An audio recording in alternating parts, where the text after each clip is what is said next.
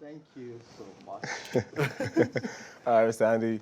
Well, let me say welcome back to the first segment. Oh, you're welcoming me back Yes, to the yes, first yes. segment. It You feels know good to be what? back. Welcome back Yeah. to Nigeria. Au revoir, au revoir, au Oh, revoir. Um, AFCON was a great yeah, it experience. was. It's united Nigeria like we haven't seen in a long time.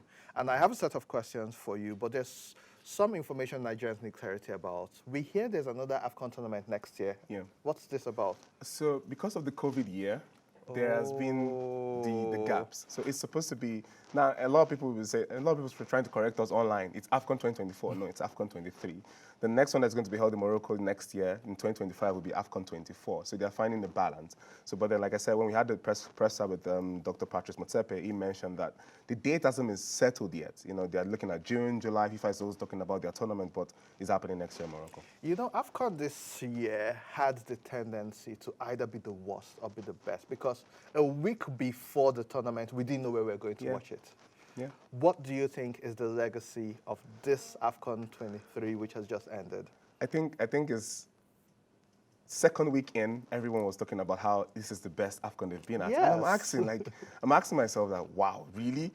But then when you get to experience it on ground, day in, day out, match in, match, and I think the term in terms of experience, the reason people talk about it being the best they've been to and being the best that they've been at is, and you're talking to people who have been at 8 AFCONs, 5 AFCONs, 6 AFCONs, 3 AFCONs. You know, it's the quality of the game. AFCON, quote unquote, used to be a boring tournament. Yes. 1-0, 0-0s, a game of strength, a game of African, showing their agility. But this was a game of strength, beauty, excellence, creativity. It was just so much. You could see the big teams getting knocked out, small teams, coming out and saying, we are no longer small teams. Cape Verde, Mauritania, and the rest of them. In terms of legacy, this AFCON was watched by over 2 billion people. Even the Super Bowl was watched over by over 200 million. Yes. AFCON was watched by over 2 billion people. That just gives it the spectacle like it deserves. And next one is going to Morocco. And we all know North Africans love to put up a spectacle. So what this AFCON has done, it has created a template for the next one. And Morocco is going to be looking like, oh, our own is going to be the best. And we trust them to deliver. Talking about Morocco, so the bar is now high, and continuity has been a problem in Nigeria. And you and I, we've had these conversations talking about the future of Super Eagles. It is rumored that Egypt and Morocco, they want our coach. And he's out of a contract, or he's almost out of a contract. And so what's next for Super Eagles in terms of development, especially now that we have a young team, we have a coach who seems to have a plan.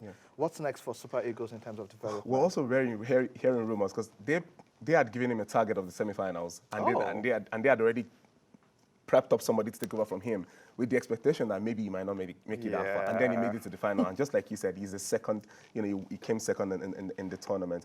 Nigeria has also risen from 48 to 26 in 20. I saw that. In the rankings. I think I should be Yes, I accurate with think that. we should be about 23 at this yes, point. so for me, it's surreal for us that we've been able to rise. Yes, from 42 to 28 a year, and then Africa from 6th to 3rd. So it's something to be joyful about. But the players, a pool of young players, young talented players, what next for them? I think they need to get. They missed a number of players in this AFCON. Ndidi, Boniface, Awoni, and the rest of them.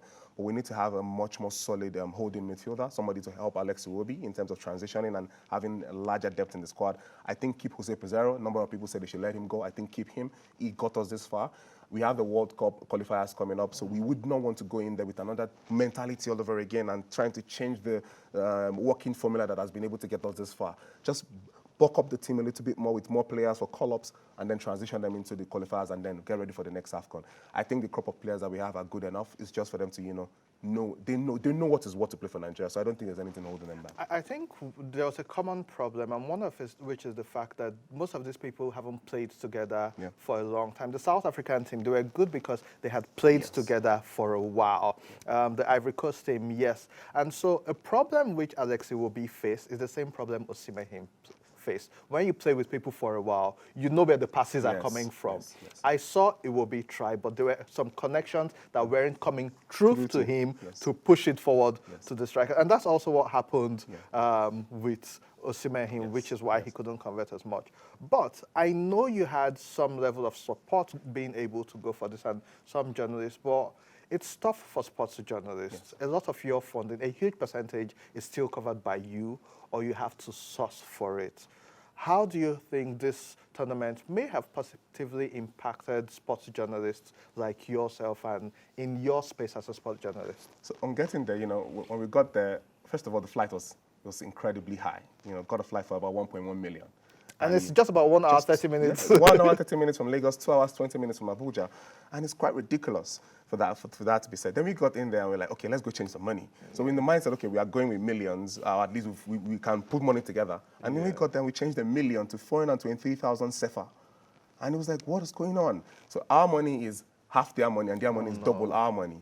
And then the range of things got really high. So it was something that we had to deal with there. But then when you got there, we were able to, we told ourselves, we are not here to play. So we had to live together. I stayed in an apartment with 6, 7 other people, 2-bedroom apartment, and they're all, photojournalists. And some of the best pictures you've seen, some of the pictures that some of the media houses are using online are gotten from those guys. They're brilliant guys over there.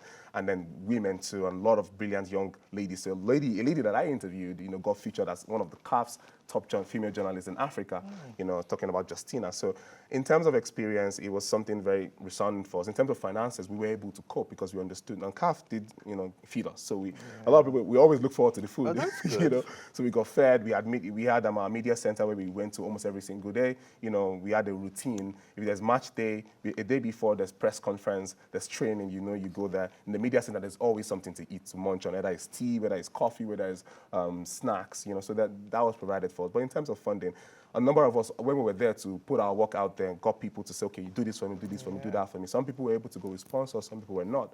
But when you get there, you will always find a way to latch on. Someone like me, I found a way to latch on when I got there.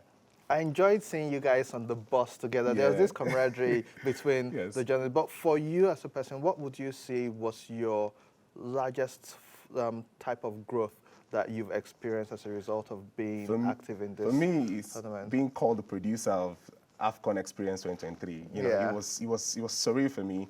The first thing was I met a number of people from the Athletics, Sky Sports, Talk Sports, ESPN, and young people. So they sent down their youngest people who also had like African relations to come down and experience it by themselves and then give them feedback.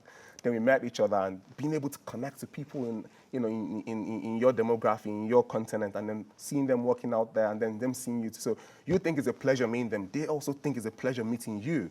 So that was surreal also. And then photographers, videographers, and then meeting veterans who have been in the game for years. But for me, my biggest highlight in terms of growth was being able to create that documentary called My AFCON Experience with Ayo Adams. And for me, because we as sports journalists tell people stories. I wanted to be the one telling the stories of my colleagues. So for me, that was one of the best, inclusion for me. I got featured on The Athletic, and they asked me questions about.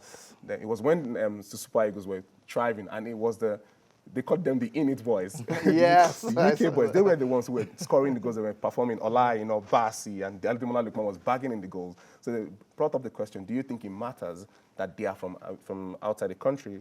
And I said, it doesn't. It doesn't matter. As long as they don that green and white jersey and they play their heart out, that's all I need to see. But, for me, that's the major experience. I read The Athletic, which is an international sports paper, and the Sports Gazette. How did it feel being published twice by two of the biggest names in sports? I didn't know how to feel. So the first person I would say was because we were friends. So Jay Harris happens to be one of their publishers, one of their writers, and a reporter was down here, and we became very good friends. We worked together alongside, and it was like, oh, my boss wants me to do a piece, and I don't think there's any better person to ask than you, because of also you're a journalist and you're a young person, so you'll be in the perfect position to weigh even the scale. And that's how I got on the Athletic. Then when one of my content from Experience, the AFCON Experience, blew up, somebody from the Gazette reached out to me and said, look, we'd like to get your thoughts on the AFCON, but I'd also like to quote you as the producer of I said, I wanted them to quote me or something. I'm like, no, we want to quote you as a producer of My AFCON Experience at Ayo Adams. And for me, that is a major growth. And that's thanks to everybody here. That's thanks to everybody at Dark Communications, at AIT, at The Weekend Show, at TOS, and all my friends that supported all through. It was a magnificent experience. I would not trade it for anything. I want to say we are really proud of you. I'm personally proud of you watching how much you've grown.